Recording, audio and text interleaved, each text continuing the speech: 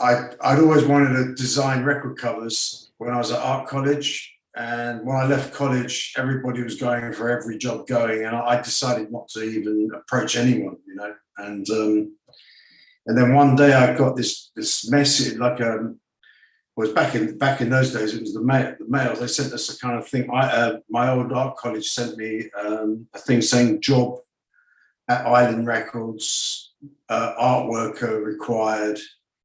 And I thought, this is it. It's like it's all fallen into my lap, you know. And I went for the interview, and in fact, they told me they'd changed their mind. They wanted a designer, not an art worker. And so I said, well, that's even better, because that's exactly what I want to do. And I showed them the work, and next thing I know, I was employed there. It was that instant? It was pretty instant, but it was kind of like, for me, I was living in a real kind of hovel of an apartment. I was sharing an apartment. Actually, Sade was living there for a while with us, and we were all at art college together. But it was a pretty rundown place. And I remember taking the call. I was to say that I'd got the job, and it was on a long extension lead. And I was I'd shut the door in the bathroom, and it was a kind of, and I was taking this call, and it was like one of those moments, you know, I got it, you know. So it was cool. Yeah, and the first job, funnily enough, very first job they asked me to do was to design a logo for ska music, you know. And they said to me, I said, well, when do you need it? And you know, and they said, well, we need it like tomorrow. And for me, at art college, they'd always given me like 2 weeks or something, and you kind of laze about and do stuff, you know. So it's kind of a real reality shock. But so I designed this logo, and I came up with this idea. It's kind of the word ska being the feet of these kind of dancing figures. And the real thrill of it was so they weren't. It came out pretty good actually, and they printed it on T-shirts and on house bags and things. And next thing I see is Bob Marley's wearing it because at a football game, because Marley used to play. He used to come over. He was over at the time, and they'd assembled a kind of football team, and there was images of Marley wearing this shirt. So I was kind of like, I was kind of blown away. I thought, this is incredible. My first job, you know, Bob Marley wearing my T-shirt, you know. So yeah, it's cool. That's nice.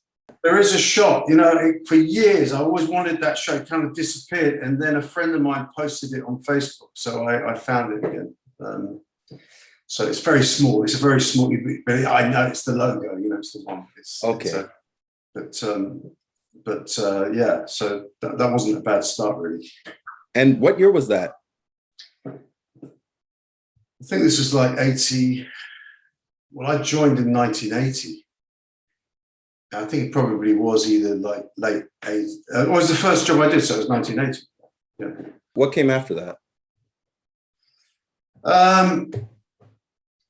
Well, I remember the first album cover I designed was for a band, Steel Pulse. You know Steel Pulse? Of course. Yeah. Yeah. So, and that was kind of funny because that was for an album called Caught You, and I'd never met Rastas before, right? Because I'd come from a whole different time. And they sent me up to Birmingham to meet to Handsworth. And then I remember going to and they were like, I was like on a train. I was this young, naive kid, and I kind of went up into Birmingham, and I met them in this place, and they were like speaking in a patois. So I was struggling to understand what anybody was saying to me because it was kind of. I think they were kind of winding me up because I ended up doing quite a lot of work with them. We all became friends, and it was all cool. But initially, and I had their manager was translating for me, you know, and it was kind of like didn't know, but fantastic group and great guys. You know, David Hines is an extraordinary singer and love the sound. Well, I mean, on the reggae side, obviously the biggest project I did was Legend, I guess, which was huge. I mean, I think it's the biggest selling reggae album of all time. And that was interesting because I was working with our new managing director at the time, a guy called Dave Robinson that ran Stiff Records. And he got the job at Island to run Island and continued running Stiff. And Dave's an extraordinary marketing guy. It's the first time we'd done it. He'd actually decided to market research the album. Because actually when he arrived, Marley was selling, but he wasn't selling in vast numbers. His name was bigger than the sales in a way, you know. And Dave decided that he was going to create an album that sold to the masses, you know. And so for the first time, and I remember everyone objected, but it was he did this. He did some market research on it and got this market research group in, and we designed about five or six different covers, and came up with different titles. There was different track listings, and the whole thing was kind of decided through these research groups, you know. And we ended up TV advertising the album. So the image, because I had this incredible image of Annie Leibovitz had shot, which was on the front cover of Rolling Stone with her head, with Marley with his hair kind of sprayed out. And I really loved that image. But and in fact, if we'd gone for that, it would have cost a fortune, because Annie Leibovitz they were going to charge us a fortune per territory, you know. But we actually ended up with this much more somber sort of songwriter type of image. And at the time, you got to remember that people weren't really used to, you know, as I was saying, I'd never met Rastas before. You know, dreadlocks was a thing that was kind of like quite alien to everybody at the time. And so that image might not have been the right image, you know, in terms of selling to the masses and such, you know. So it's tricky, but we actually ended up, so it was decided it was going to be Legend, and that was the image. And the center spread has got all this kind of memorabilia and all kinds of bits and pieces with Bob Marley, because I decided that we're going to leave. There's like lots of things, like he's on the stamps, there's books about him, there's all kinds of photographs, and so I thought I'm going to create a collage and sort of show kind of legacy of his, you know, who he was, you know. And I gathered up all the bits I could find around the office, but I was still kind of short of a few things, you know. So I went out into Notting Hill, which was kind of cool kind of area, and but I was looking around. I thought maybe I could find some Rasta sort of images, it's, you know, something else to add to this collage, you know. And I remember I looked all around in the shops and things and couldn't really find much. And then on my way back, I was walking up the hill, and there were all these stalls up there, and there was a guy, there's this old kind of Rasta guy there selling scarves and Rizla packets and all sorts of things, and it was like a God, you know, godsend. And I said, and I remember saying to him, you know, I'll take it. And he, what do you mean? I said, I want everything. And he's like, everything. And he said, what's this?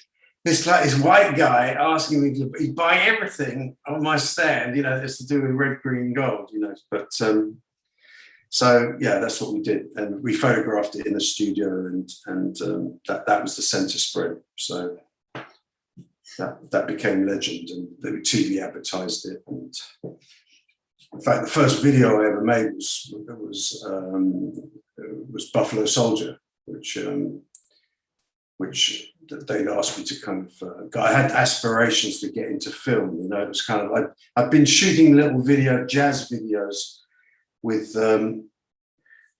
When I used to do photo shoots with jazz artists, like there's a guy called Courtney Pine over here who became very big, and the Jazz Warriors, and Andy Shepherd, another incredible musician.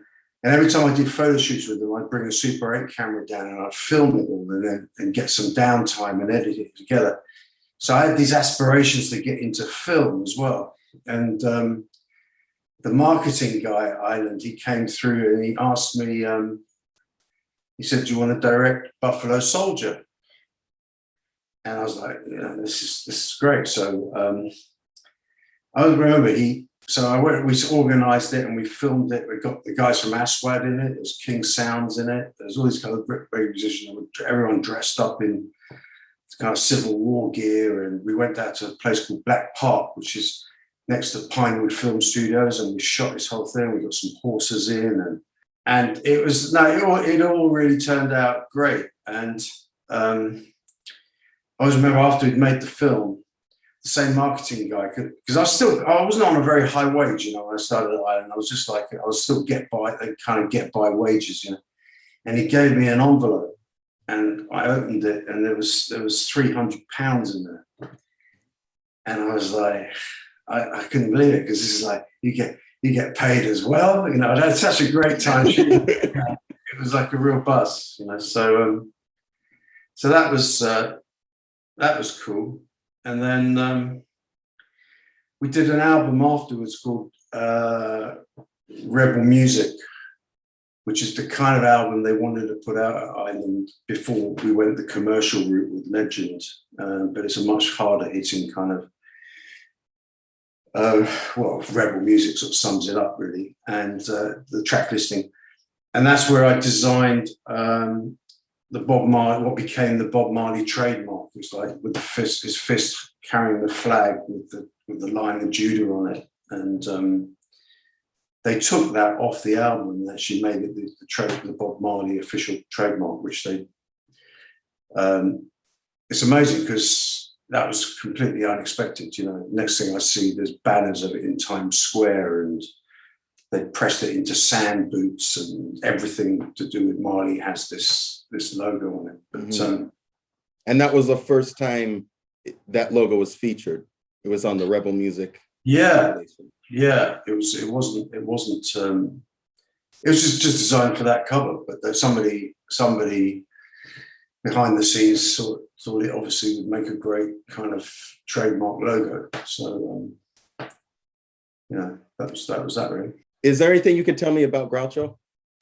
Well, Groucho was a very cool guy. It's lovely. He used to, in the Island building, we had a recording studio in the basement, and they called it the Fallout Shelter. And you could find Groucho in there, sort of he was in there an awful lot doing it. It was kind of like his studio in a way, although other people worked in it. But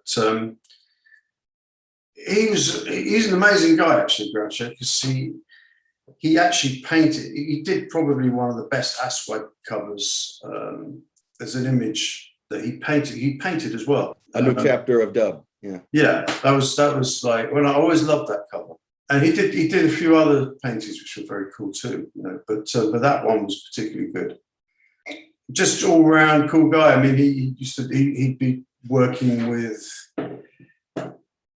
on all sorts of projects, really. I mean, he was almost like a house guy, you know, house engineer, producer, mixer.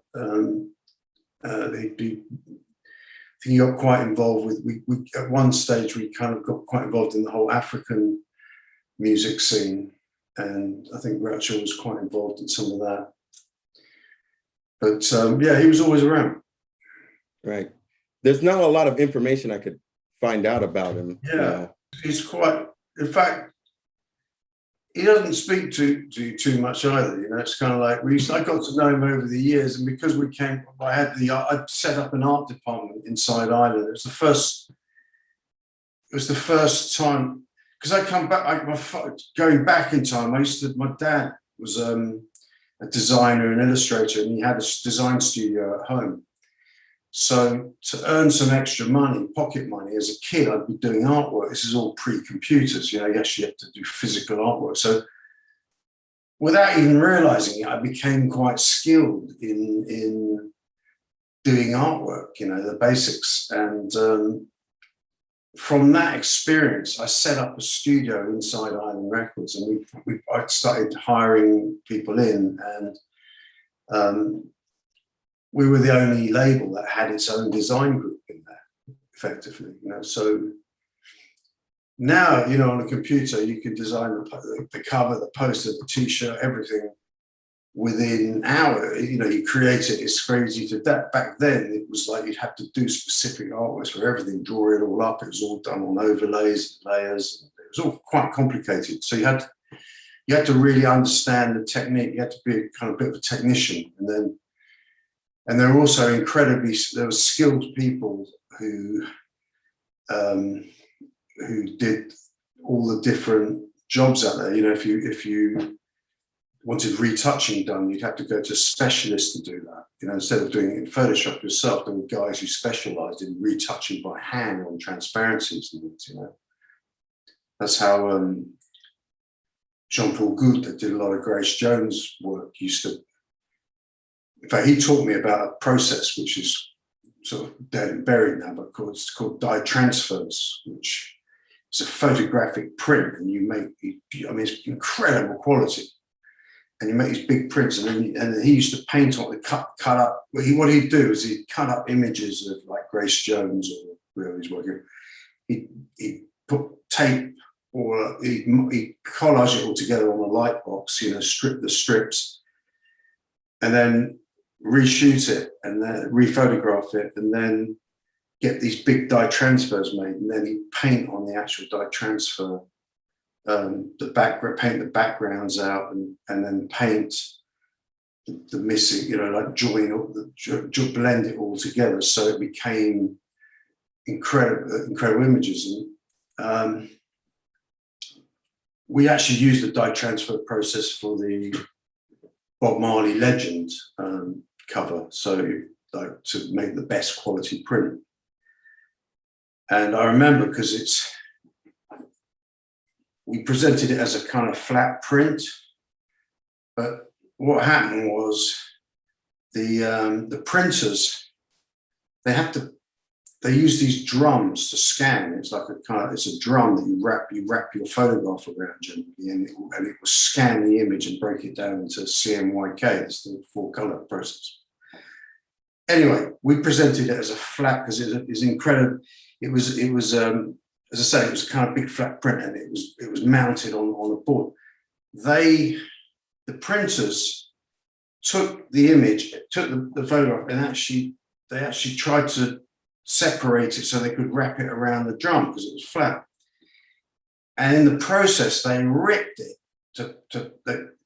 but didn't tell, you know, and they rephotographed it and messed around with it anyway, because the first proof that came in of that image was terrible. And I was looking at it, and I was going, I was like, how can this be? You know, it's like, the quality of it was like several generations down, and it was like, well, you know, and they were like kind of bluffing it, saying, well, that's what you supplied us with and everything. So I said, well, send me the image, send me the artwork back. And they sent it in, and it was ripped to pieces. And so we had to redo the whole thing, the whole process, but we got it so they could use it. But I always remember the printer trying to bluff his way through that one, you know. And the other thing I used to do on that particular job, and I used to do quite a lot, was I went down to the actual print where they print the cover, and again, you could the old days, you'd adjust the colors on the press, so they kind of be running it out, and then you kind of hit the button, and they printed like the first million or something. It was like so I hit the green button, and that was it. Do you think that it forced you to be more creative compared to using a computer? Well, we could. The big difference is that I used to sketch everything. That was one of the things. So I'd kind of figure out what the concept was before we did anything. Whereas now it's very different, you know, that you can, I mean, I love the fact that I can do 10 different versions, try different fonts, but you had to be very specific back in those days, because you had a book of font typefaces, you know, and pick out you'd go through them, you pick it out, you had to make sure it was the right size, you know, measure it all up, and it was like, you know, in a way it did, but at the same time, it was a kind of hell of a risk process, because we had a machine where you could actually you could they called it a PMT machine, and we bought one of those and had a little dark room, and you could blow lettering up and down and change things around, but not too much. But you had to get it right. And so it's one of those things. All the text on the back of a cover or inside, what you do is you have to plan it all out and work out that it's all going to fit, and then you send it to the printers, kind of faxing it over to them, right? They're fax machines, which you've probably never heard of, but you used to send it up by fax down the line. I've heard of them.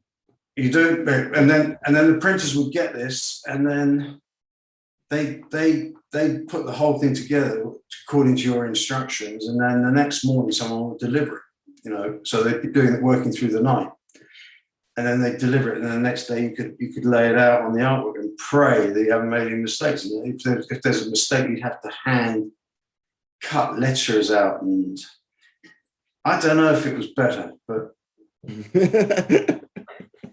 it was a pain in the ass, to be honest. But it was actually, in some ways, you had to focus more, and you knew. But it's the risk element, because now, when I'm designing something, I can try different colorways or things I hadn't really thought of, and I can do the job of 10 people myself. So it's I prefer now, to be honest. So there are a lot of people I found in life have told me, you'll never do this, you'll never do that. It's like they put barriers up, and you have to just get through it. I was even at Ireland, I was told I'd never direct any videos, and so that's why I got the Super 8 camera and started filming and making them myself without anybody asking. And next thing I know, as they say, the same bloke that said you'll never do it said, would you like to do one? So so he was the one who told you. Yeah, they didn't really, to be honest, they didn't want me doing videos because they wanted me just doing the artwork. It's too complicated. I'd disappear for a couple of days shooting stuff, and who's running the art department. But I built the art department up, so I had a great team around me, and some great people came through that place. Really talented, and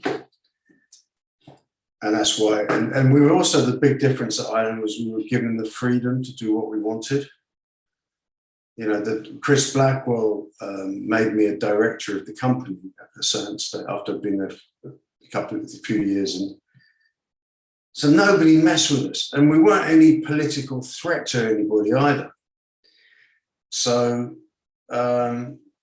they just let us get on with it, and it was whatever was required. So we didn't go crazy on spending, but we just paid the going rates and things. But it meant that when we were working with an artist, it was doing a lot of photo sessions with artists and shooting videos, but we'd style them, get hair guys in, hair, whatever was required. We'd dress them. I'd take out artists around, either get a stylist in. I'd kind of key people, my favorite people who I trusted. But very often I'd go out with an artist and round shops and buy them the clothes for the video, see what they look like in the store, and figure it out. It's very hands-on a little bit. So yeah, do you remember Red? That was yeah.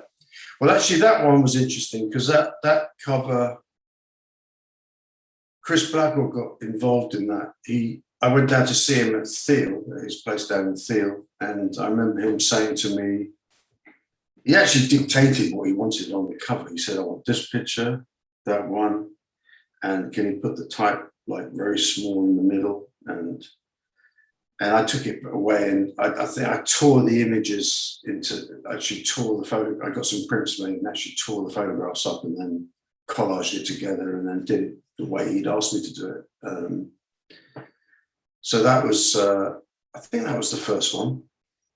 And we did Anthem. Well, the first one was Sensimilla. I know Tony Wright did that illustration. Oh, Tony Wright did that one. Yes, sorry.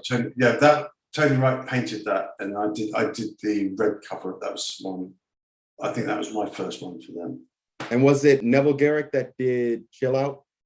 Well, Chill Out's a photograph, isn't it? Yeah. Yeah, that was photographed, I think, by New York photographer called Lynn Goldsmith. Yeah, Lynn Goldsmith.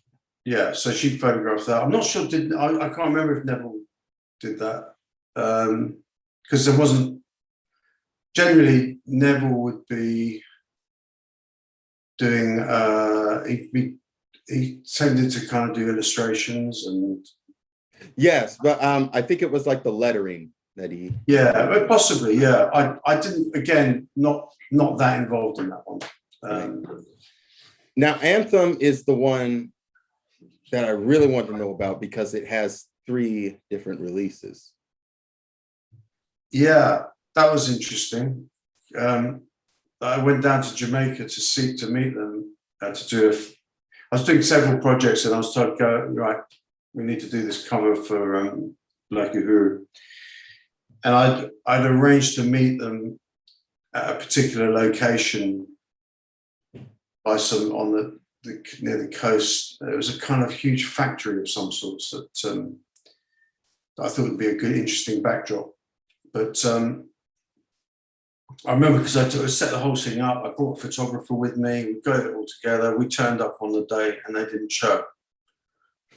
And it was like, well, I've never had that happen before. They just don't show up. And they told us like soon come.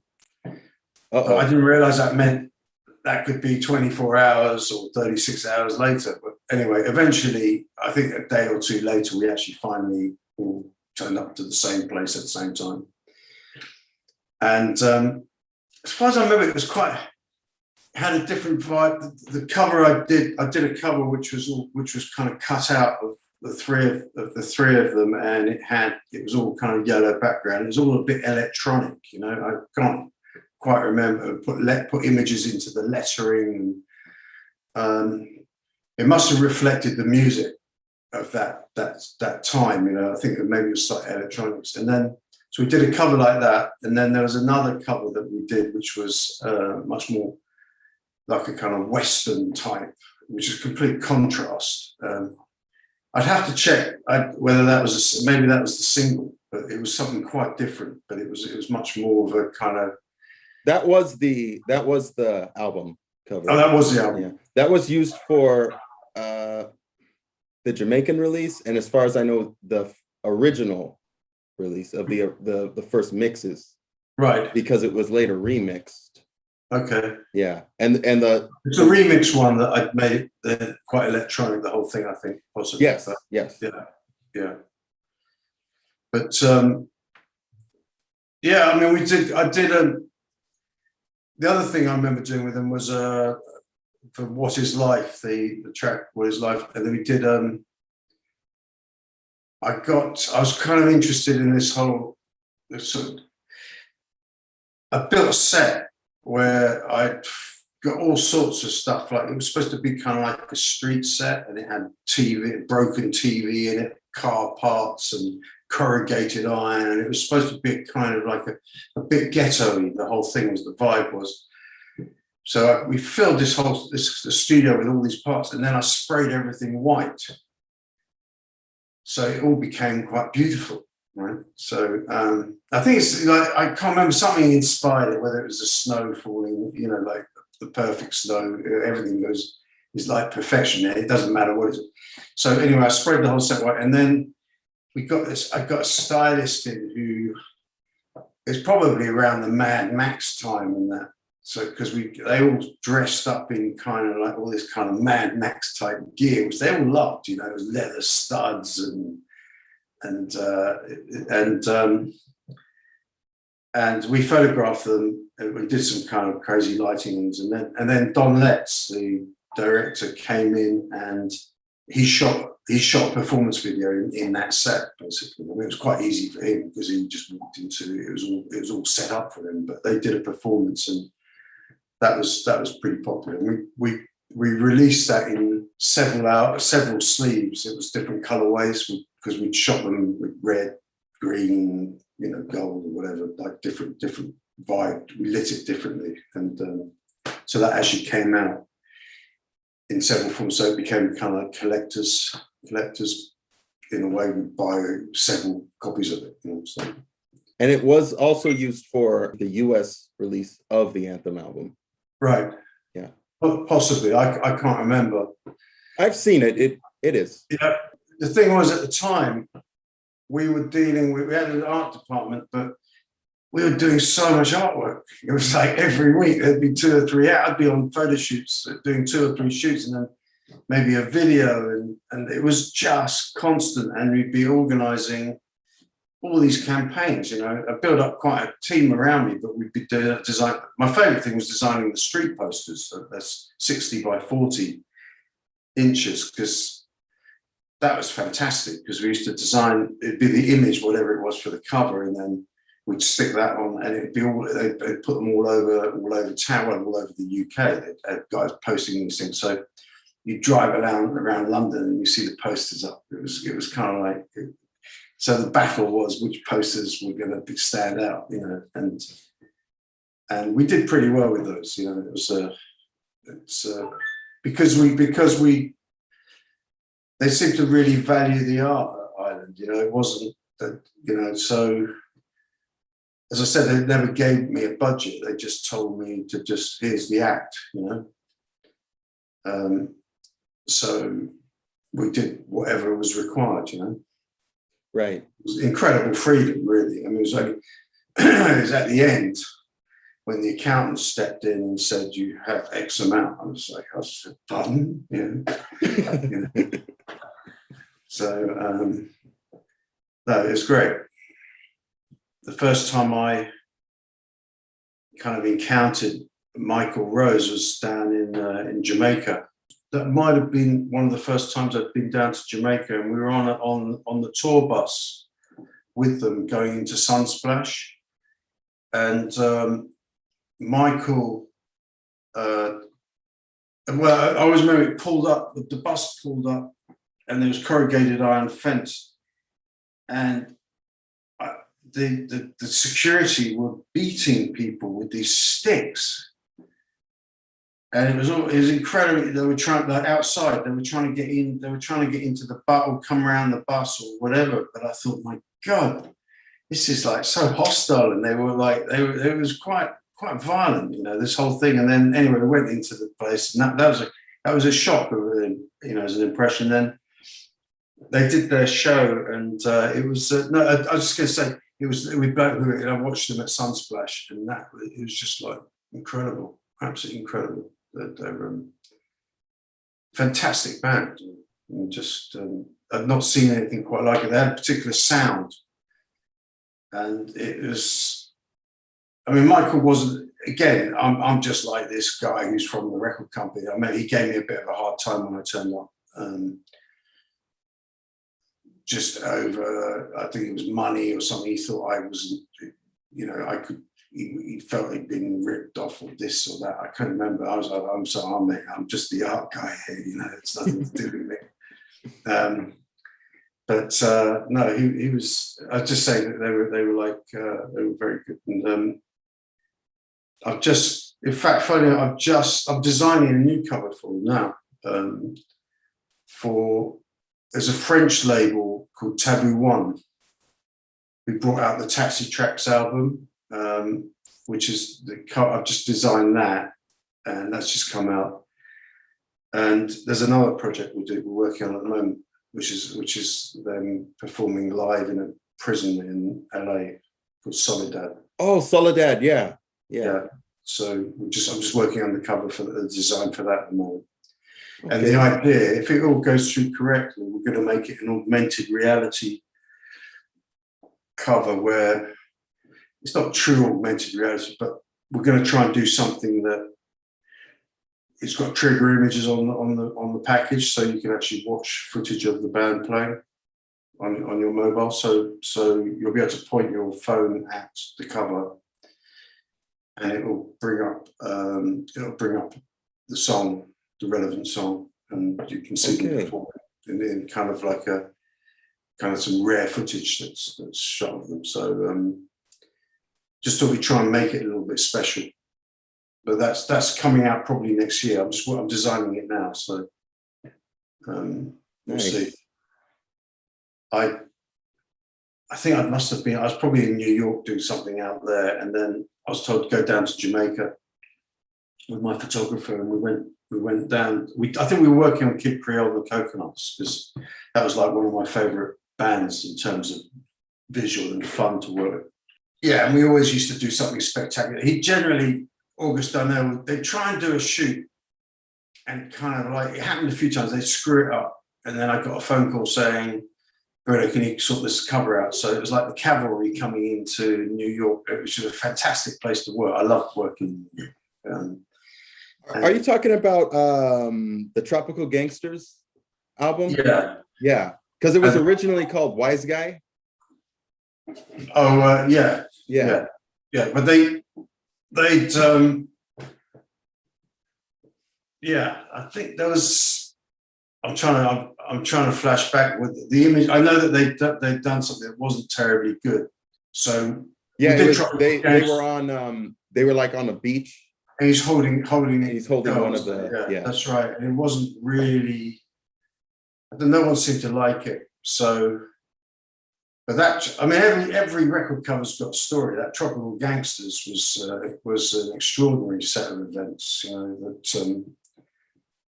I've worked with them before on a previous cover, but that one I flew it. I brought in a photographer with me, and we took a studio, and I hired a studio, and I put sand in the studio. It was on plastic, but I put sand on the floor. You know, we built this kind of beach type environment, and went out and found the props and built it all. And quite surprised actually working in the States, because they charge you the backdrops. It's all the charges are different. Everything's charged by the usage, whereas in the UK you just hire a backdrop and that'd be it. Whereas in the States it'd be like, if it's advertising records, different rates for everything. You know, I was a bit thrown. So our budget went through the roof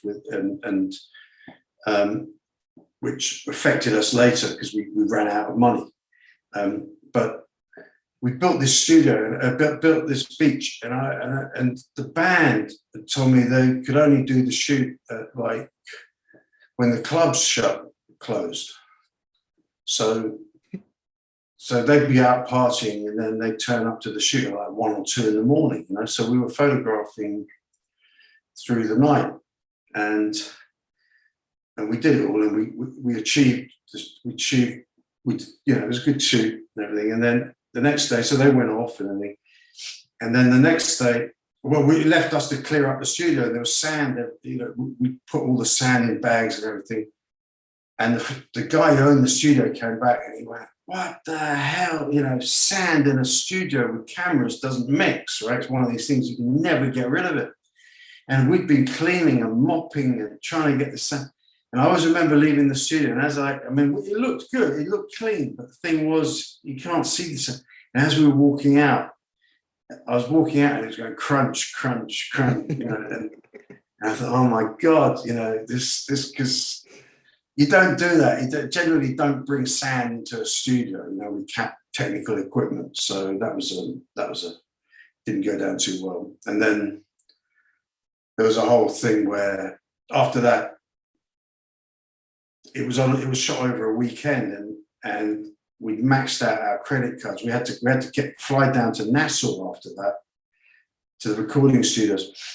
And so we checked out the hotel, and basically we maxed out our credit cards, and then we kind of went down. I remember we went down to pick up the film, and we didn't have enough money to pay for the film that had been processed overnight, and found a way to find some kind of cash, and we managed to pay for that. And then we got in the cab, and we drove to the airport, and we got there. We were exhausted because we'd been up all night, and we got to the airport to catch the flight, and realized we'd left the film in the cab. And it was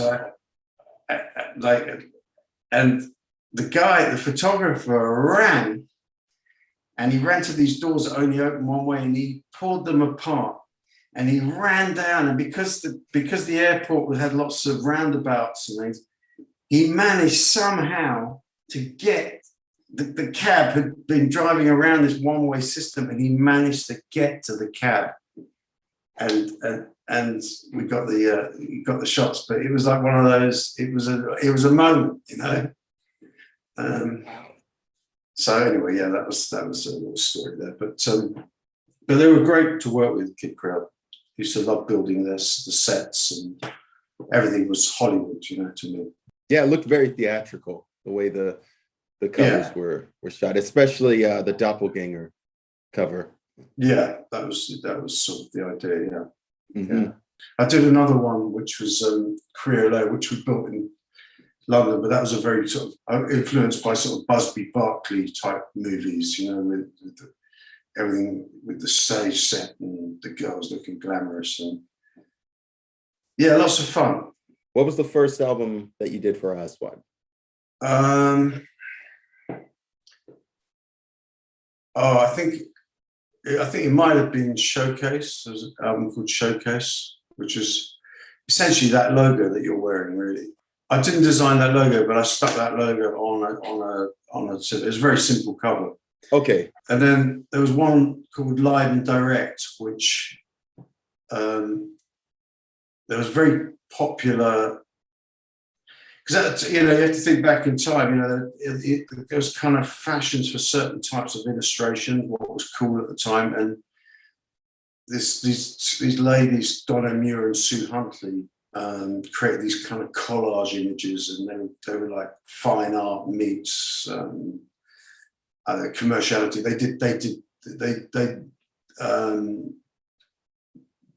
They actually, Donna Muir was teaching me at art college at one point, but it turned out she lives 3 doors down from me.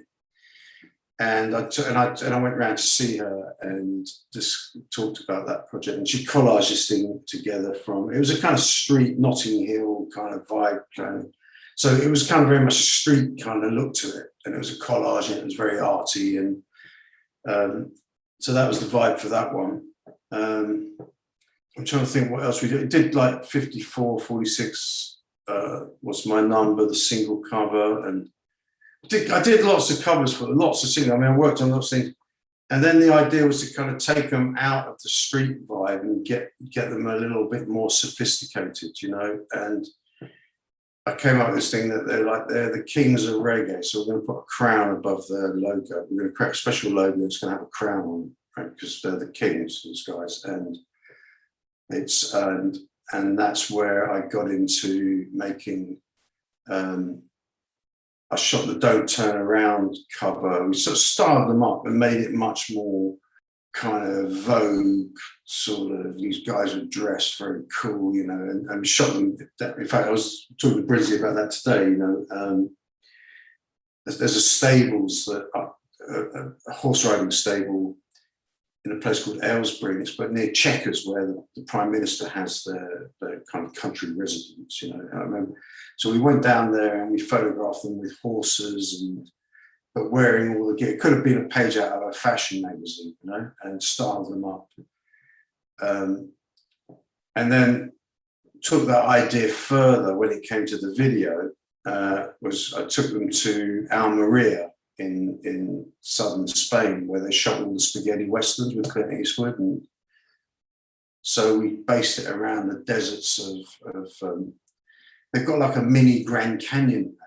So we went down there and we photographed around. We were down there for a few days and photographed them in and around those environments in the western town. And again, that was actually, I don't know what, but we shot that all on. I shot it myself on Super 8 camera, which again was probably a style thing. I'd probably do it completely differently now, but anyway, that was the vibe at the time. So we shot a little video there, and then we shot the London scenes it was supposed to be kind of home movie type vibe. That's what it was, yeah. And then we shot the kind of the clean performance type vibe in an apartment down on London Bridge. There's the guy who's in the band Frankie Goes to Hollywood. I don't know if you've heard of them, but yes.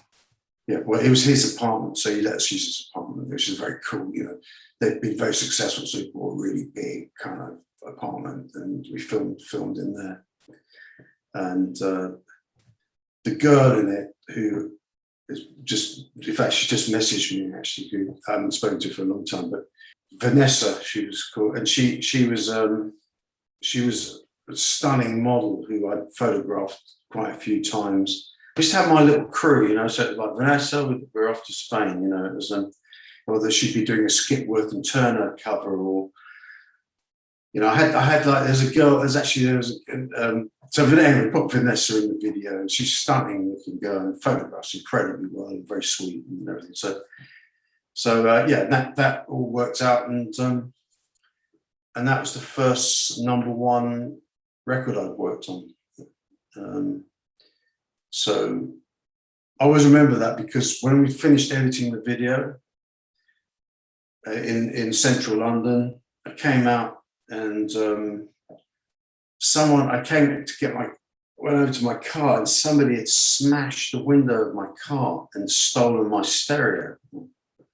Oh wow! And I was with the band, and they all they could say was, "Bruno, this is a very good sign, right? You got to be kidding, right?" And they said, because I mean, they actually specialised, particularly drumming, specialised in winding me up. You know, this was his thing with me. But it's a very good sign, because when something bad happens, something good happens, right?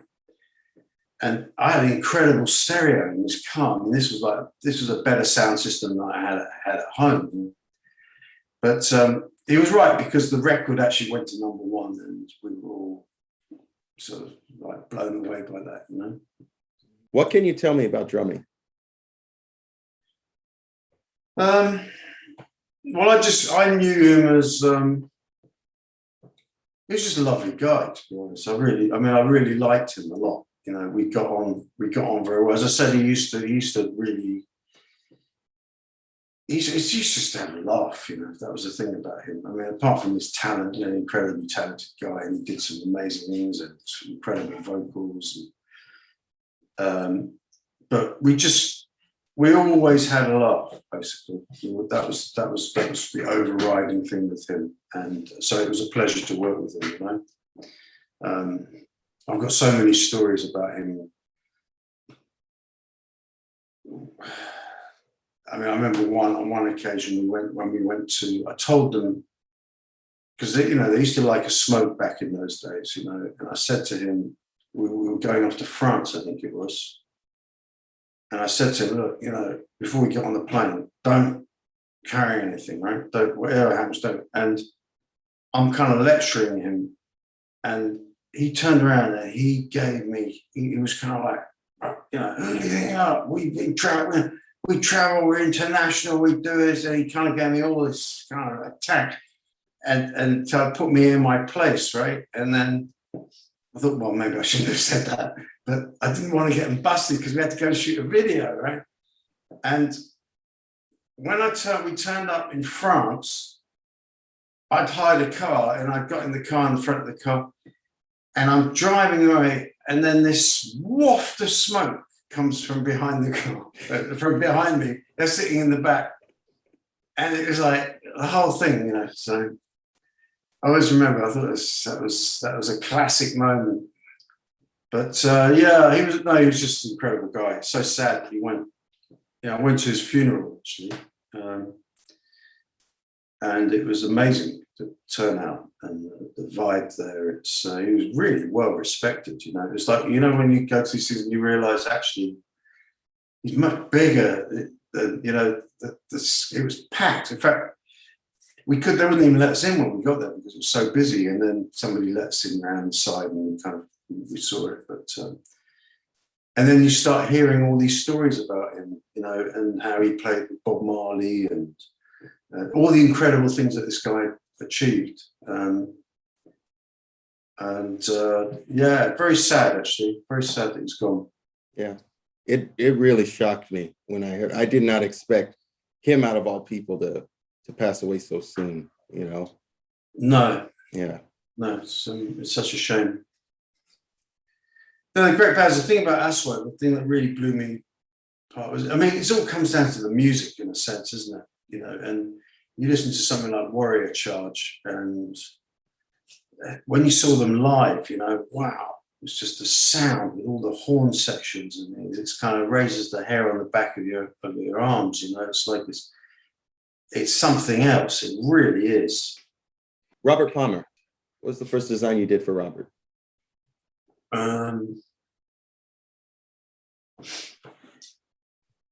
I can't remember. We're talking a long time ago here. I did a few shoots. I did a few photo sessions with him, and I'm trying to think which one. I can't particularly remember which one was the first one we did. There was a track he did called "You Are in My System." It was a great song. We worked on the. I did a few for him actually. So it's just, You Can Have It, which is a great song. That was true. Yeah, sorry, how can I forget?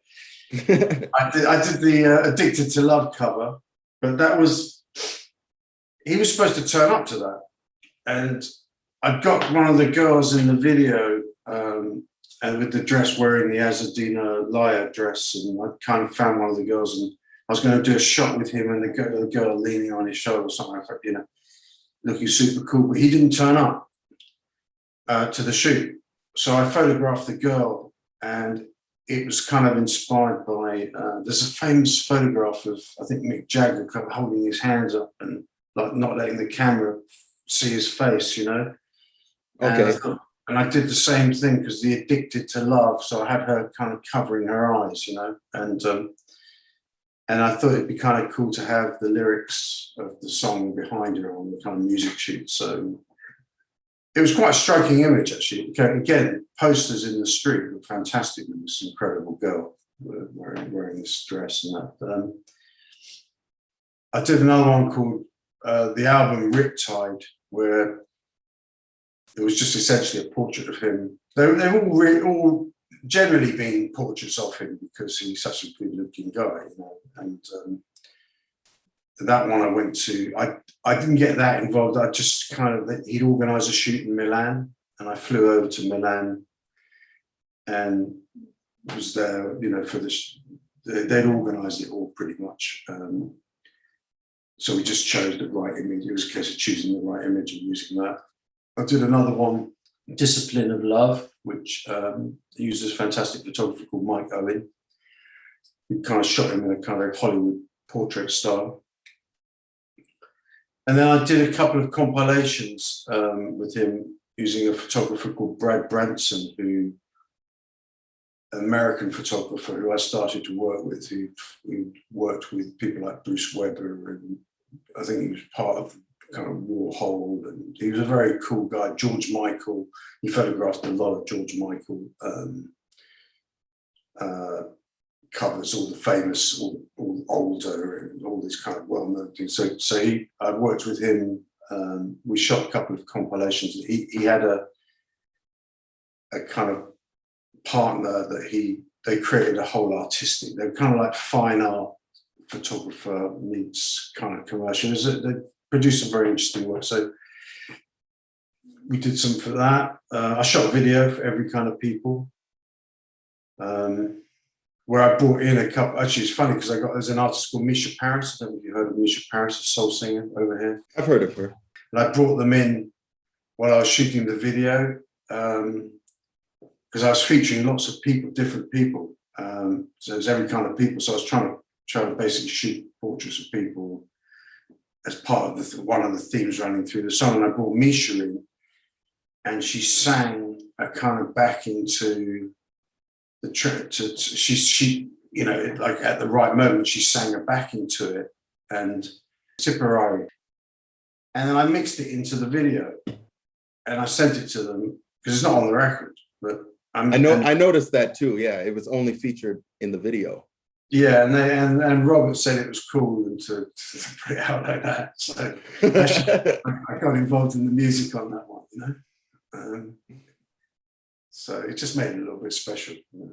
And the compilations, that was Addictions Volume 1 and 2, right? That's right. Yeah. Yeah, no, well, again, it was all kind of pre-computers, so and these guys were doing all collages, and so, but he's a fantastic photographer. Unfortunately, Brad passed away a few years ago, but we did some great work. You know, he photographed Misha for me. I took him out, went to Morocco with him, and we photographed. We did My One Temptation, the song. I don't know if you know that, but again, that's the kind of record that launched her big time over here. But Brad and I worked on quite a few projects. I went from doing that photo session I did with Brad. You know, I remember he probably drunk a little bit too. It was quite funny because we said initially, he said keep it all low key. You know, like don't like hire him. You know, we were going to get him a car. He said, yeah, just he just told us for something to keep it low key. And my assistant hired a stretch limo, and when he turned up in it, and we had a guy who used to drive. I used to film the guy and the limo for various projects and things. And he turned up in the stretch limo, and I remember Robert coming out saying, "Yeah, I'd asked for low key. This is like this is like the longest limo in London, you know." And I remember he had a few drinks actually. By the end of the shoot, he'd had a few drinks, and I had a party to go to, and I remember thinking, and I was going to invite him to the party, and I thought, how cool would it be to walk into a party with Robert Palmer, right? That's my friend. But he by the time we finished, and it was like we were all having such a great time, and I had to get him back. He really kind of had too much, and I thought, I can't. That's the last thing I want to do is walk in with Palmer, who's like, you know, a bit woozy. So I took him back to his hotel, and I remember he put, back in those days we had cassettes in cars, and he put this cassette in the stereo, and it was Mercy Mercy Me. He recorded that, and he performed the track to me, like in the, he just gave me a like private kind of performance. He was singing his heart out, man, and it was like just sitting there. I'm driving in the back, you know, like through London, and he's singing his heart out. But he was a lovely guy, actually. I really liked him a lot. Very creative guy. He knew a lot about the arts, and just cool, just super cool. Yeah. You know? You could really hear it in his music. And he always had this raw sound. Yeah. Oh, definitely. Definitely. Yeah. You know, again, another one who went way too early, you know. But I'm pleased that at the time, I was so happy that he'd had the success that was like on the level that it changed everything actually after Addicted to Love. It suddenly became a slightly different operation. You know? When you've had #1 in America, it's the management became a bit more difficult to work with, and it all just became, you know. I remember every kind of people shoot, they said to me, you have like 2 hours with him, and I was like, we could be joking. This is video, for God's sakes, you know. Well, you can't, you shoot yourself in the foot here, you know. But yeah. Paid in Full. Oh yeah. Yeah. Tell me the story behind that one. Well, that one was kind of funny because I was told that we needed to shoot a video. We designed all the posters and graphics for the cover, and then we were told they're flying in. Can you shoot a video like straight away?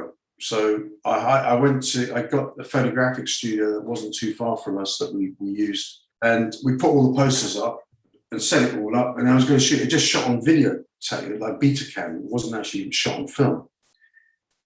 And so they came in. They came straight from the airport and came in, and they didn't know we were shooting a video, and no one had told them. And they hadn't heard the mix either, which had all the I've forgotten the name of it. It was the particular mix. It was, it's got all the little sound bites in it, and they hadn't heard that, so they agreed to shoot the video. But as soon as they heard this scratch type mix with all these things, it was like, and they kind of flipped out, and they would only perform. And the guy who organised it all kind of disappeared. He was there to meet them, and he decided. He said, "Like, don't tell them it was me," right? And he disappeared. And I had the problem that I had to shoot a video with these guys who didn't like the record. But so they only agreed to shoot the video to the 12-inch original version on the album version. So we found the album and we got a deck, and they performed it to that. But the problem was that it ran at a different speed to the single version. Was it cold cut mix or something? You know, they put all the scratching in, you know. So they did 3 takes, and that was it. And then they walked off. So is that why the video has that kind of slowed down kind of look, because it was at a different speed? It was, I had to kind of change the speed of the footage, and there was also, we probably put a slight effect in it because it was video. I didn't particularly like the video look, so I tried to give it a kind of more filmic effect. And then once again, I went out with my Super 8 camera and I filmed in clubs. I set up a whole load of scenarios for people illustrating the song, you know, and I found some footage, and it was all kind of collaged together.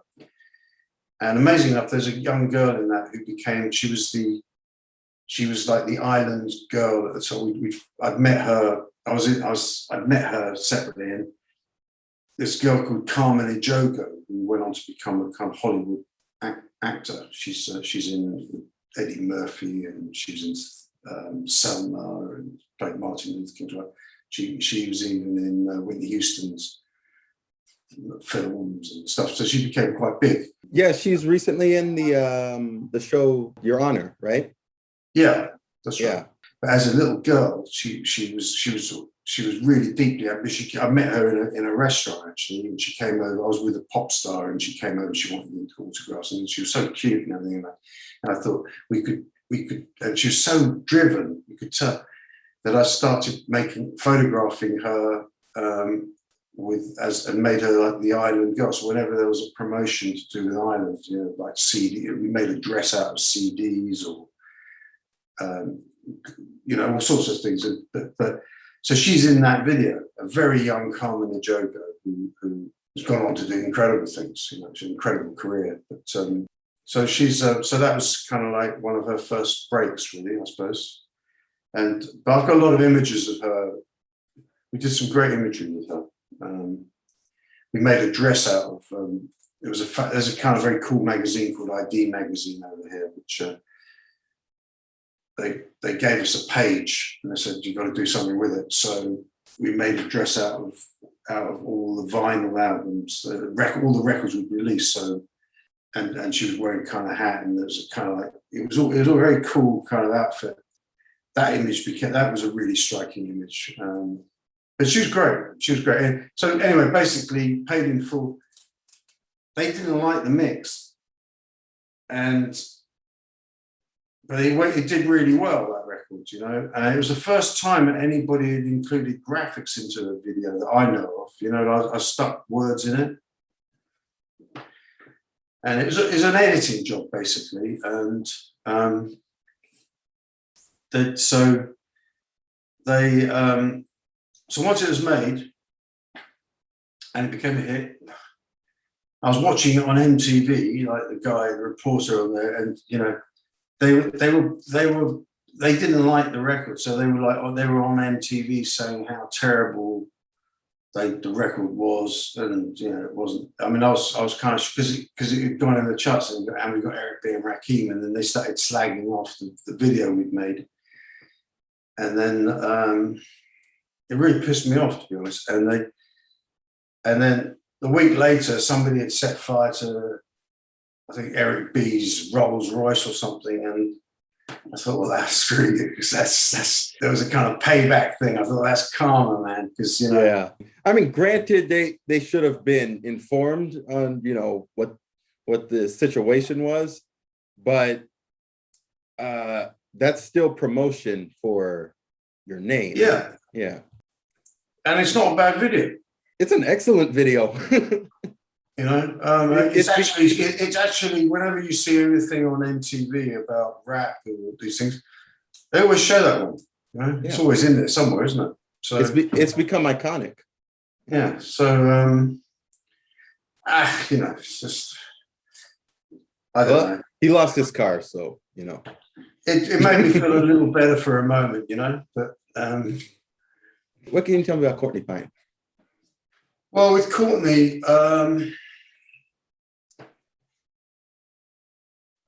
again, an extraordinary artist friend of mine signed him to Island, and we did an album called Journey to the Urge Within. On the art side of it, I got this photographer called David Hiscock, who was kind of up and coming then. He went on to do some amazing things. You know, he became the official Olympics photographer. And but what he did was amazing. He used to paint. He'd photograph the artist. That was only kind of part of it. And then he'd paint developer and things onto the print. And he had his own kind of, so again, another kind of fine art approach. And so it was very organic, this thing, and it kind of like he processed it and developed it, and it became it was a kind of hit and miss type thing. But he produced a whole load of prints, and unique. And I've got it hanging in my hall, actually, the one that we finally used. But that image and Courtney and everything all came together at the right time, and that became the biggest selling jazz album out of the UK. And it had an amazing song in it, which I was really upset because it's called Children of the Ghetto with Suzanne Green singing on it. And incredible song, and they're performing it, and that kind of really sold the album. That was a kind of key track. And I was about to shoot the video, and they pulled it at the last minute. I built this fantastic set. This was going to be, and for some reason or other, it didn't happen. But the cover won awards, posters we did of it. There's a program over here called EastEnders that's been going on for years. And I was amazed that in the EastEnders flat, they had it framed in one of the it's a soap opera, that they had it framed on the wall for years, you know, this thing. So I thought that was funny. But I used to film Courtney myself, you know, as I said, I made 2 or 3 videos with him. One of which I shot it. It was very cool. I'm trying to remember the name of the chap. It was a very cool, laid back kind of vibe he had. And I decided to shoot it on the rooftops of, I've got some friends that lived in Notting Hill, an area of London, and on the rooftop, there's a whole kind of society. You could get up onto the roof, and there's a whole society of people that live on the roofs. You know, it's like they've got little areas, tables and things, and you know, all sort of barbecues. And I thought that's interesting because you never see that from the street. You know, there's a whole kind of a world going on up there. So I decided to base the whole thing around this rooftop of this area, and so I got some people in again. We got this top camera guy who shot. I used to work with at the time. He did Lock, Stock and Two Smoking Barrels, the movie, and the camera guy on that, and made Snatch, you know, Guy Ritchie's movies and various other films he's made. But he was starting. I used to shoot a lot of video. He was like my cameraman, and I got a Super 8 camera. He had a Super 8 camera. We were filming kind of life on top, and Courtney's playing. The idea was this Sunday morning, and Courtney's playing away on the rooftop. You know? And I got these jazz dancers in called the IDJs, who I used to feature quite a lot in videos and photographs. And at one moment in the song, they come in and they start, you know, because you've got people like reading the newspaper, and you've got kids up on the rooftop, you've got all kinds of things going on. And then at one point, the IDJs turn up and start dancing on the roof. Bit Dick Van Dyke in Mary Poppins type vibe, you know. And I always remember it's quite funny because they're doing all this tap and, you know, incredible dancing and everything. And then this guy came out, lifted the hatch, and he was going, "What the bloody hell's going on? You know, I'm trying to sleep down here, you know." And it's like it was just a funny moment. So we upset him, but yeah, that was cool. So that was one video, and then I shot another one in there's an underground tunnel in London, which it goes on forever. It's just a tunnel that goes on forever. And I built a cart with wheels on it, and I had Courtney on this, sitting on this, put a chair on it, and I had Courtney playing away the saxophone, and we were pulling him down this tunnel on this cart. It went on for ages. It was amazing. So that was pretty cool. It was all quite abstract and jazzy and cool, you know. So anyway, it was cool, you know. And he actually, funnily enough, he came to. I'm living outside of London now in the countryside, but he came and played near us, and we went to see him play in the church, which puts on show, a kind of chapel type church in a place not too far from here. And we met him, and he said it was kind of nice because I was with the guy that signed him, and halfway through the show, he said, and you know, Trevor and Bruno and Sarah, who was a promoter, can you all stand up, please, right? And these are the guys who were like behind the thing and all this, and the whole audience applauded, you know. And I was thinking, that's what it's all about. That's the buzz these guys get, you know. Like you get the audience appreciation. It was kind of, I thought it was kind of cool. I thought that's the buzz, you know. These guys get the love. You're feeling the love, you know. Yeah. So I could see why artists do it, you know. Mm-hmm. It used to drive me crazy because Courtney plays very abstract. It's this kind of Coltrane type vibe going on. And I remember I used to do photo sessions with him, and you're in a big studio, and he's going, and after half an hour of this, you go, Jesus, Courtney, you know. And I said, do you mind if I put some music on, right? And so I remember when I switched the radio on or something, and it was playing, and then he played beautifully. I mean, little touches here and there to the music. It was the current music, you know. But before that, all this, I mean, I don't know what was going on in his head, but you know. So, but again, lovely guy, actually, lovely guy. Things the Lonely Do. Oh yeah. Yeah, I directed that one. To be honest, it was over ambitious. I felt we were kind of shortchanged on the animation. It was done by the people that did the Snowman with Raymond Brooks. And they put it on every Christmas. The little boy who goes out into the snow and flies with the snowman, and it's a children's animation. It's massively popular, and we got them to do it, but animation is very expensive.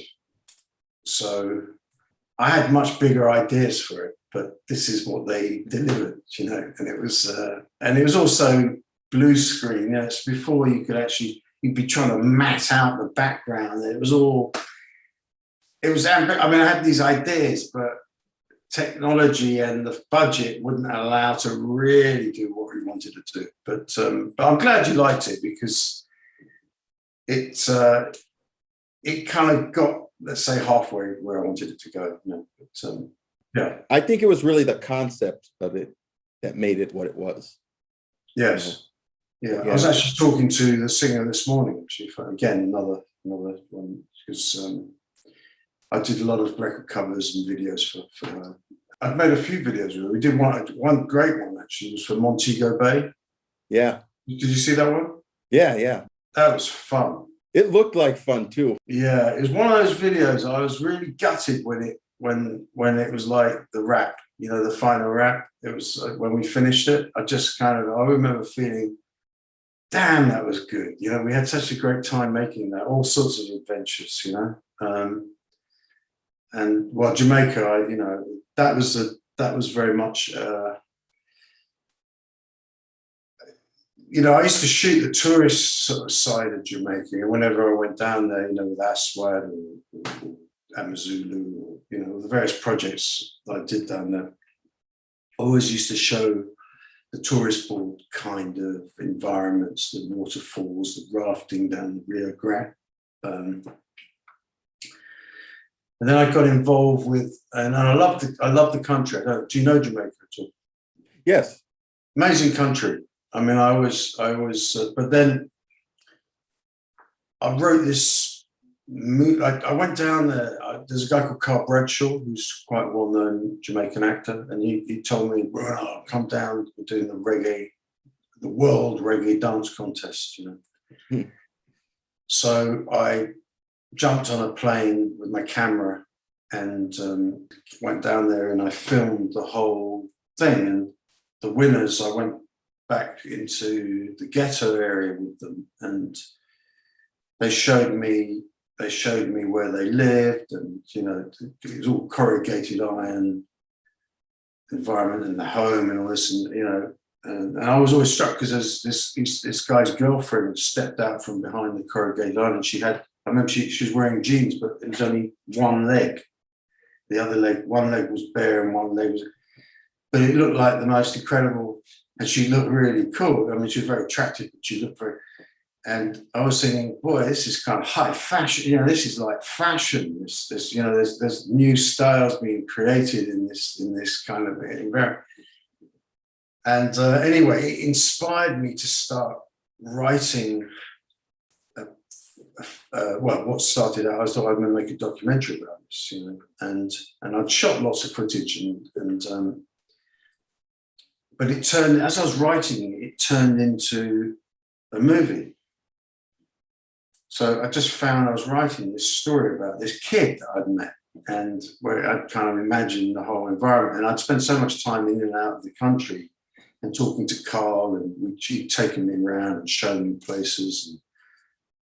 And I had Jamaican friends in the UK that I could refer to. So I've written a movie, which is kind of almost like a modern day Harder They Come. And I got some guys involved in it in the UK. It's very hard to kind of get an interest in it because it kind of features the darker side of Jamaica. And it's very entertaining. And my father became a writer, film writer, and so I took him up. I took him this kind of like the never-ending story. I mean, it was enough to make a TV series. But I took it up, and he showed me how to turn it into a screenplay. And and then I got a guy interested in making it, and we went out to Jamaica and we started all the pre-production work on it. And it features music. It's got everything: music, dance. It's kind of like, but it follows this character through the story. And I really got to see a different side of Jamaica, which all the stuff I'd written about. I was hanging out with Beanie Man and those guys at the time, you know, and it was much harder than I'd ever, much harder than the image that I always portrayed in the videos, you know. The good time. This was like really hardcore. But unfortunately, I was around people that were kind of gangsters, and it's hard to avoid it really. One minute I'm meeting with those guys, and they are introducing me to their head of police force. You know, it's kind of like. But we started all the pre-production on this thing, and unfortunately, the producer I worked with, he died, and it kind of came to a halt, the whole thing really. But we spent weeks putting it together. Incredible footage of all of it. Oh, wow. I hope to resurrect it one day. You know, it's quite hard to get interest in it because it's not necessarily a tourist board type movie. And people that really like the screenplay, it's been kind of compared to Goodfellas meets The Godfather, and it's kind of got it all, you know. And my father, being a professional screenwriter, helped shape it and get it. It's a proper movie script, but hard to sell, to be honest. So, so I decided to turn my writing skills to a comedy instead for the moment. Oh, And so we're developing a movie at the moment, which is much easier to sell. No one gets killed in it. There's no drugs in it. It's like it's a feel-good film based on a true thing, and people. It's drawing people like a magnet, you know. So we're so far so good, you know. But so I spent a lot of time out in Jamaica doing just on the pre-production of this film. And it put me off the island, to be honest. You know, I'd always wanted to live there. I always thought I'm going to buy a house down here one day and do it up. But it actually put me off seeing the other side of it. And it's pretty hardcore, you know. It's so I've kind of mixed feelings about the place, really. Tell me about how the whole idea came about for the Reggae Greats. Yeah, that was basically Tony Wright did a series of covers which were all line images, but with a kind of color. So it was a kind of line image of the color. They were kind of fairly basic, and we saw those in the UK office. And to be honest, I wasn't that blown away by them. I kind of just thought this is kind of it could be better than this, I thought. And I came up with this idea, which was. I just thought we should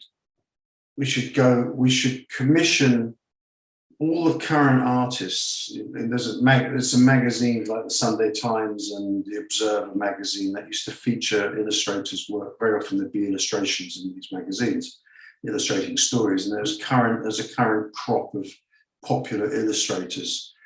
And I thought what we need to do is to spread it, again, a bit like Legend, spread it to a wider audience, essentially a white audience. You know, because you've got your black audience anyway already, and try and spread it to Sunday Times, Observer kind of readers, you know. And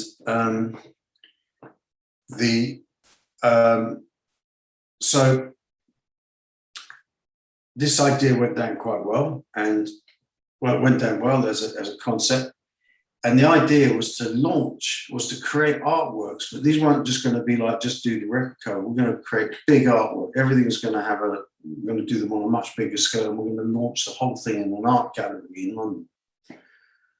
So invite all the kind of the various people. They can drink wine or champagne or whatever, and we stand around looking at these massive artworks for the covers. So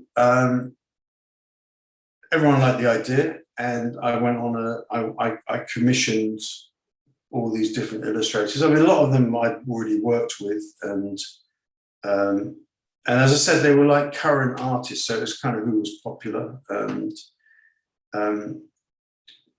so I commissioned, I think it was like 20 different illustrators, painters, and asked them to kind of tell the story. And it was just interesting because each artist had their own kind of style and way of working, and it was one of the guys, this guy called Brian Grimwood, who used to do these very kind of loose drawings. He did a Burning Spear cover, and I remember turning up because Brian was so proficient in his work. I remember turning up and he hadn't even started it, and he said, "Sit down, I'll do it while you wait." I mean, this is like confident, you know, and he could knock out 2 or 3 illustrations a day, this guy. And he was just, I was having a cup of tea, and he was, how's it going? And he was just painting this thing. It was kind of like amazing. He did it so quickly. And, I went away with the art, let it dry, and then went out the door with that. He was amazing. There's a guy called Paul Leith that did a Third World cover. I asked him to do some visuals, and the visuals came back. I mean, I loved his work, but the visuals were really, he said, "I don't really do visuals." And I said, "Well, no, I need to see a visual first before you go ahead and do the artwork." And I remember he sent me through this thing, and it wasn't great.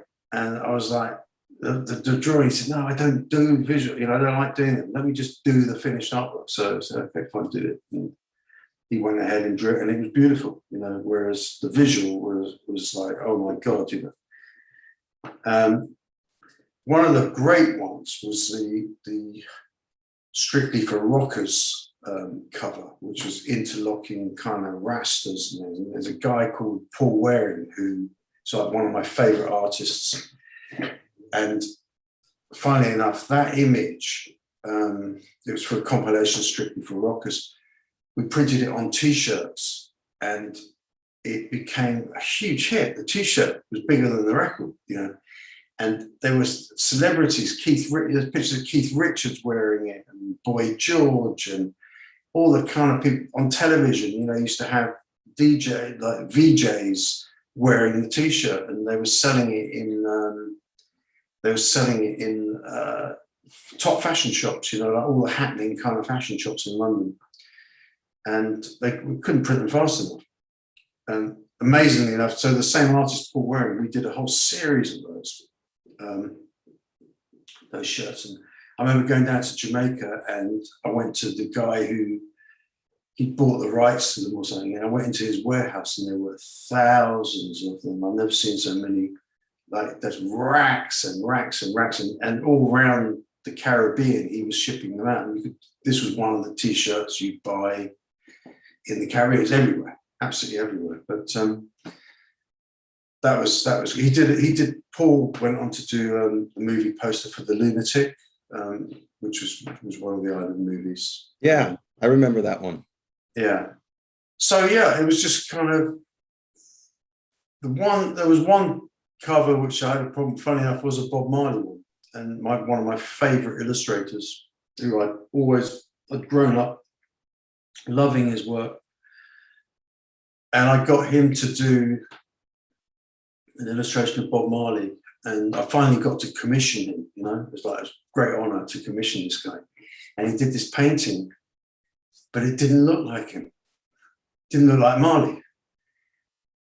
And I was like, oh my God, yeah, because he's my hero, this illustrator. And it didn't look like him. And then I had to tell him, you know, it doesn't really look like him. He said, okay, I'll have another go at it. And the second go, it still didn't look like him. So that one I actually had to take away and get somebody else to do. But I was gutted, you know, because it was like, yeah. But yeah. So I'm just spotting. I mean, I can just see my thumbnail. I'm so underlit. It's like kind of like looks like a Hammer horror thing, you know. But yeah. So it was, and again, I think the artworks really, they really worked. It really worked, and the show went down great. The whole concept worked really well.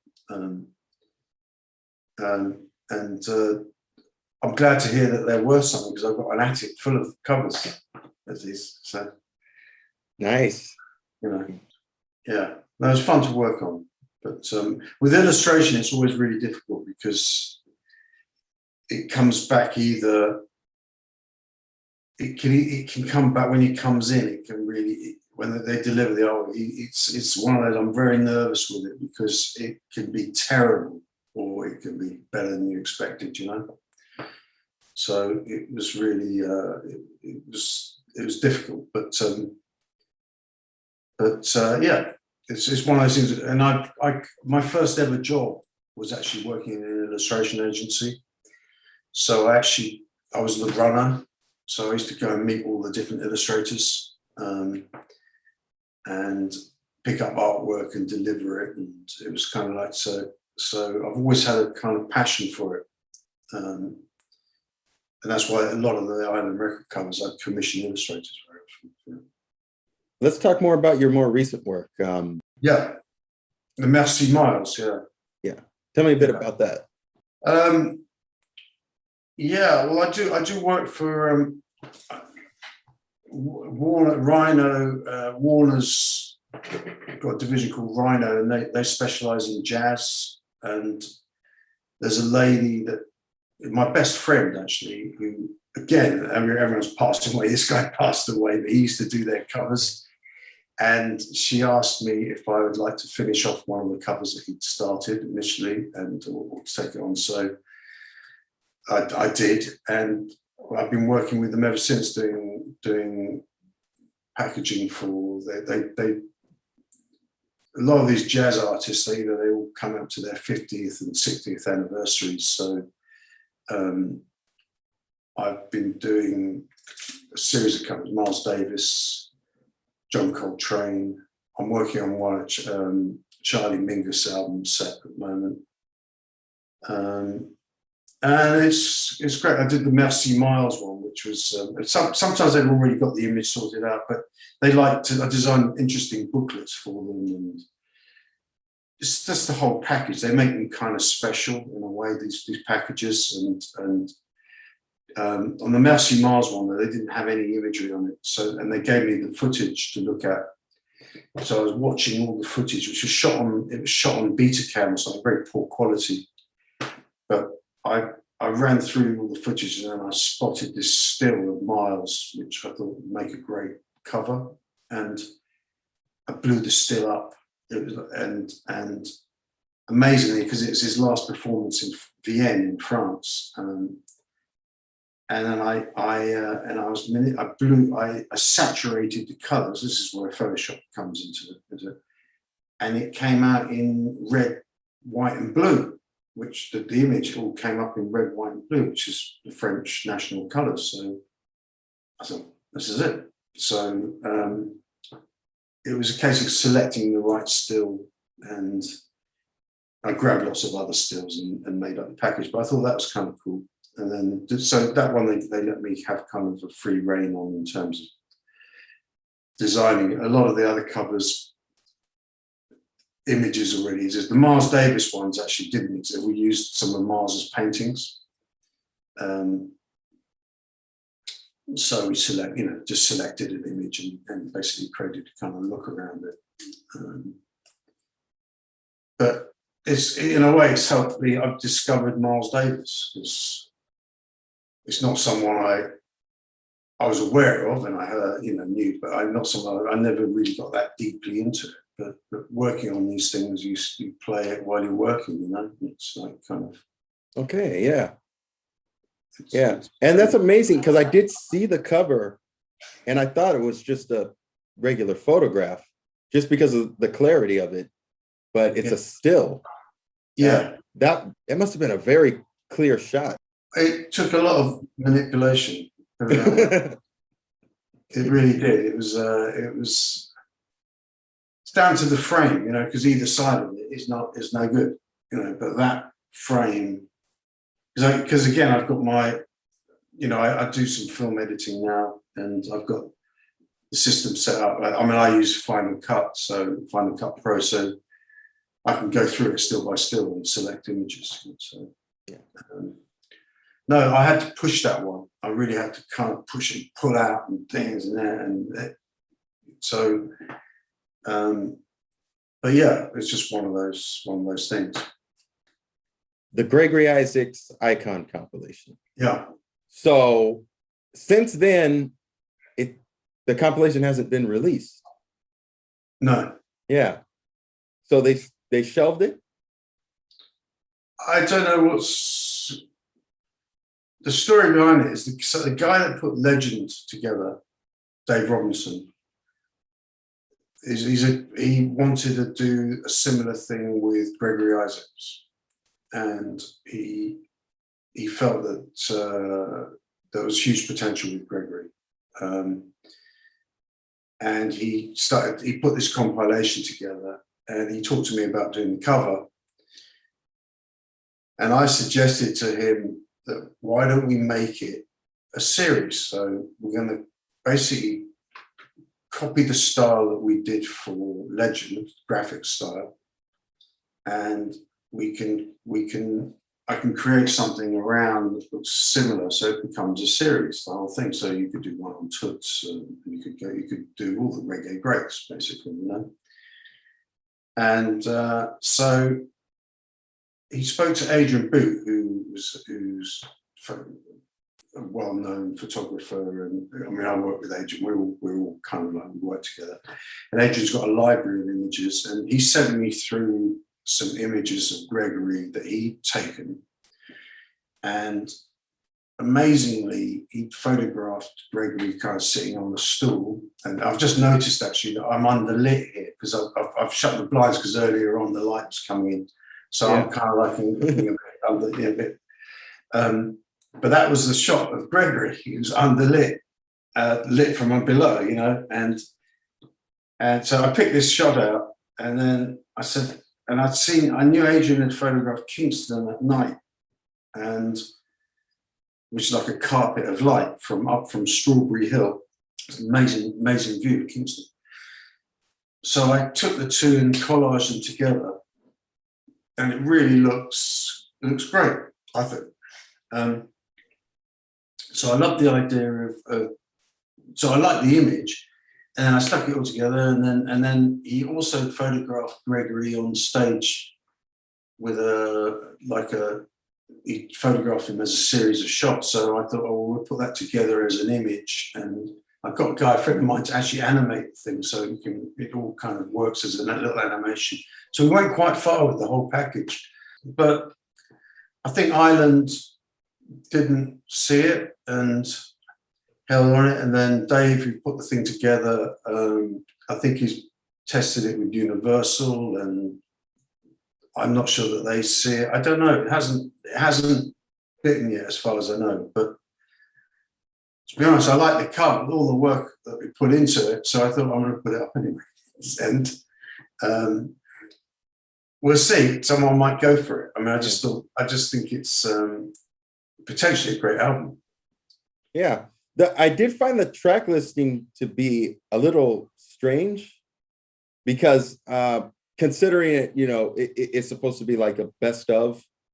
Yeah. It did pick a few obscure tracks, but then again, with Legend, some of those tracks weren't like major hits, and Legend turned them into major hits, you know. I know Dave spent a lot of time on it. There's a few tracks that I thought probably could have gone in that, but but this, I mean, I spoke to him about it, but he was very kind of like I think he'd really worked on it a lot, you know, listened to the running orders and checked it out, and he'd worked it. So it's one of those things, you know, we all have different kind of views of it. I mean, I think there was a track, Gregory's song Number One, which I don't think that's on there actually from memory, which is a great song. Yeah. But yeah, I hope it comes out. I hope someone picks it up. I know Dave's still kind of working it, but the way he wanted to market it, you know, he did a track, one of the tracks on it. Ali Campbell from UB40 had sung the same song, and I know, and it was in the same key and everything. And Dave actually put the two together on one of the tracks as a single. Yeah, I heard about that. Yeah. Yeah, and that worked pretty well. I thought that sounded good and kind of contemporary. Mm-hmm. You know, it's a project like that. You kind of need a campaign around it. You could just put it out, but I mean, it'd be nice if it was treated on a slightly different level. Yeah. Was it Dave's idea to spell icon with a K? It was, because it was originally with a C, but the problem was at the time Universal had a series called Icon, and they didn't want it to clash when they were. That's right. Yeah, I remember seeing that Icon series from Universal. Yeah. So that makes sense. Yeah. Yeah. So we're hoping it works, but the cover's done, so you wouldn't even know. I mean, going into the Island Records office back in the day, there was music blasting people. I mean, it was pre-computer, so there wasn't. You go into a record company now, everyone's behind a screen. You know, it's like it's just completely different. It's a different world. You know? Yeah. And the people in it aren't. I think they're not even that interested, to be honest. But it might not fit in with the way the product manager thinks. It's just all different. It's not, you know, before. That was the great thing about Ireland. It was like a kind of family, and everybody got quite involved in it, you know. So we all had a say in what needed to be done, and you know, I came up with an idea for on the Marley thing was to do. They were kind of running out now. What can we put out? And I suggested doing a kind of mega mix type thing, moving one track into, because I used to make music commercials for another record label actually, and they'd be sending me soundtracks, and it goes from dance tracks, and it goes from one dance track into the next one, into the next, these music commercials. So I said, why don't we do that with Marley? And I always remember the MD, I think it was Dave actually, sat there and he kind of listened to everyone's opinion, and he said, I've got an idea, why don't we do it? He took my idea and it suddenly became his. Not that it matters, but it was kind of like, I said it very quietly, whereas he said it much louder. You know.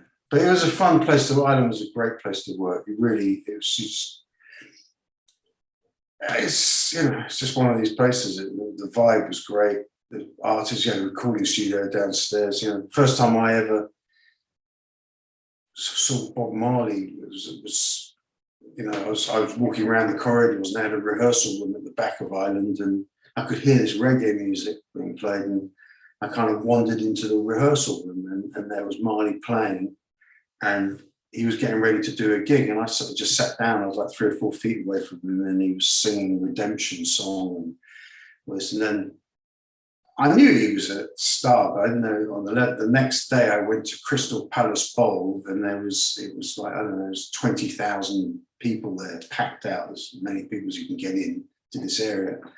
And Bob Marley was playing a Redemption song, and I'd sat 4 feet away from him and his band the day before.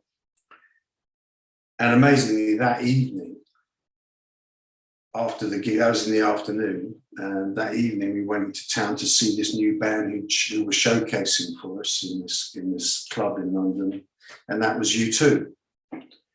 Okay. So that was quite an eventful day.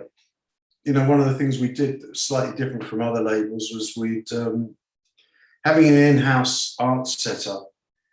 We'd do these coordinated campaigns. So the video would have something to do with the record cover and the poster, and it all kind of cross-related. Whereas a lot of other, you know, Virgin, all those places, they'd commission one guy to do one part, you know, another one to do another part. And there's no campaign as such. It was always like they're all completely different, you know.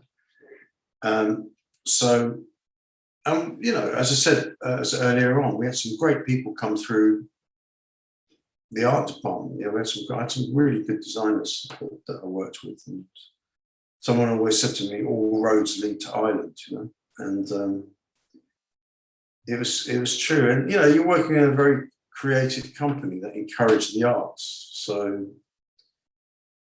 if you can dream it, then we'll do it, you know.